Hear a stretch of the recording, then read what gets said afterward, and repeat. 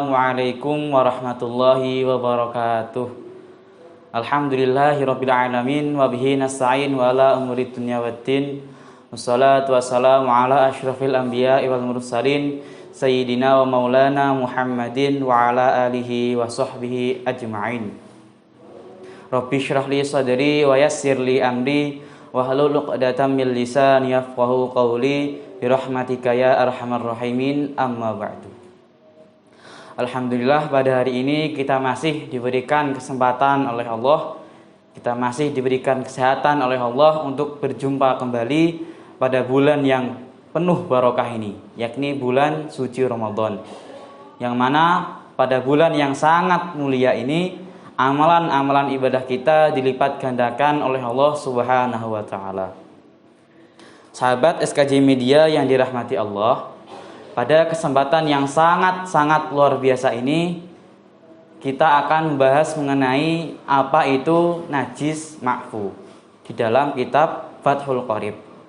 Kitab ini merupakan syarah atau komentar dari kitab Taqrib karangan Syekh Abi Suja bin Husain bin Ahmad Al-Asfahani. Dalam kehidupan sehari-hari, najis sering Anda jumpai, seperti kotoran ayam, kotoran sapi, dan lain-lain. Jangan sampai Anda menganggap sepele hal yang menjadi perkara najis menurut syariat Islam. Sebelum kita ke pembahasan, alangkah baiknya kita mengetahui apa sih najis itu. Dalam kitab Fathul Qorib, definisi najis secara syariat adalah kullu ainin haruma tanawuluha alal itlaqi halatal ikhtiyari ma'a suhulatit tamyizi la li hurmatiha wa la li istiqdariha wa la li darariha fi badanin au aqlin. Najis adalah setiap sesuatu yang haram dikonsumsi secara mutlak dalam kondisi normal atau tidak terpaksa, ma'a suhulatit tamyizi.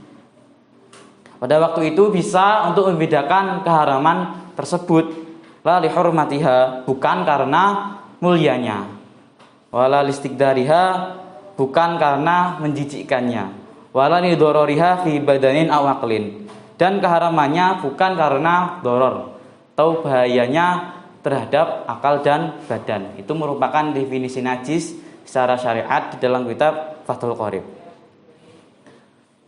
Kemudian wala yu'fa an syai'in minan najasati illal yasiru minad dami wal qayhi. Perlu Anda ketahui, najis itu ada kalanya yang tidak dima'fu dan ada kalanya yang dima'fu. Maksud najis yang dima'fu di sini ialah salat seseorang tetap sah meskipun ada najis pada badannya, pada pakaiannya atau pada tempat salatnya. Mengapa tetap sah? Karena najis yang menempel pada pakaian, pada badan atau pada tempat salat seseorang itu merupakan najis yang dimaafkan. Bendanya tetap najis tapi dimaafkan. Nah, kemudian apa saja jumlah najis ma'fu tersebut? Jumlah najis ma'fu itu sangat banyak sekali. Dan tapi Kiai Musonef di sini cuma menyebutkan dua saja. Apa saja dua tersebut? Yang pertama adalah wala yufa an syai'in minan najasati illal yasiru minad dami wal qayhi. Yang pertama adalah darah dan nanah yang sedikit. Yang dimaksud darah dan nanah yang sedikit di sini adalah darah dan nanahnya orang lain. Adapun darah atau nanahnya diri sendiri, menurut pendapat yang rojeh, menurut pendapat yang unggul, meskipun banyak tetap dima'fu. Namun jika telah terpisah dari tubuh atau dari badan dan banyak, maka tidak dima'fu. Kemudian berapa ukuran darah yang sedikit dan ukuran darah yang banyak itu? Dalam pertanyaan ini Syekh Ibrahim Al-Bajuri di dalam kitabnya, yakni kitab Al-Bajuri, beliau menjelaskan waddobitu fil yasiri wal kathiri al-urfu,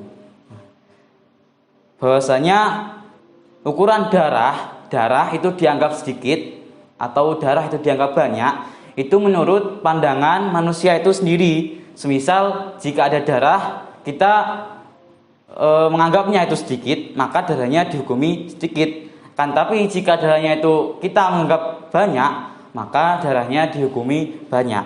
Itu merupakan penjelasan di kitab Al-Bajuri. Kemudian yang kedua adalah wa illama aisyai'un la nafsa lahu sa'ilatun kadzubabin wa namlin. Yang kedua adalah bangkai binatang yang tidak memiliki darah yang mengalir. Di perkara atau suatu najis yang makfu. Yang kedua di sini adalah bangkai binatang yang tidak memiliki darah yang mengalir.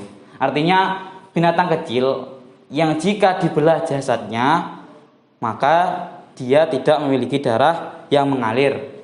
Contoh seperti nyamuk, lalat, semut dan lain-lain.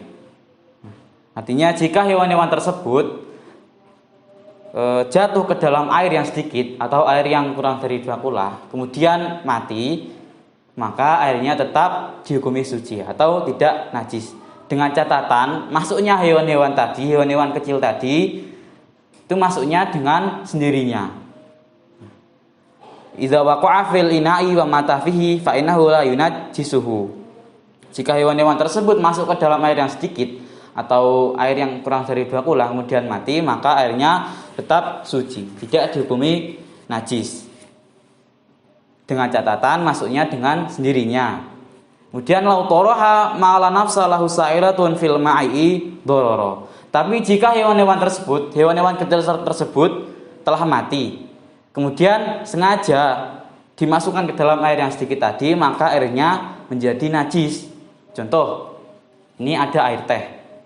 Kemudian di sini ada semut mati. Dan Anda sengaja masukkan semut yang mati ini ke dalam air teh dengan sengaja, maka air teh yang sedikit ini dihukumi najis, tidak boleh untuk dikonsumsi, tidak boleh untuk diminum. Kenapa najis?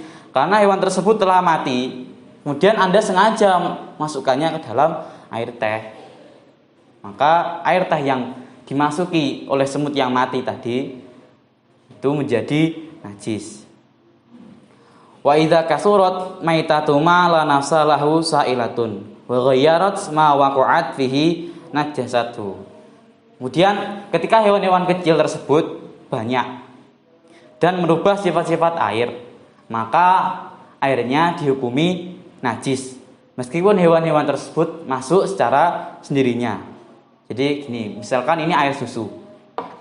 Ini air susu, kemudian ada lalat satu kampung hingga ke air susu ini dan merubah air susu yang warnanya putih berubah menjadi coklat.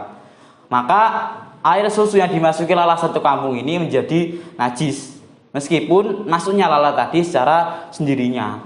Kenapa najis? Karena lalat yang banyak tadi itu merubah sifat-sifatnya air, merubah air yang asalnya putih menjadi coklat. Meskipun hewan-hewan tersebut masuk secara sendirinya, tetap dihukumi najis.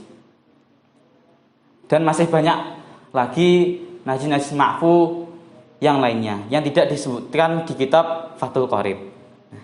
Saya kira itu yang dapat saya sampaikan. Semoga bermanfaat. Kurang lebihnya mohon maaf.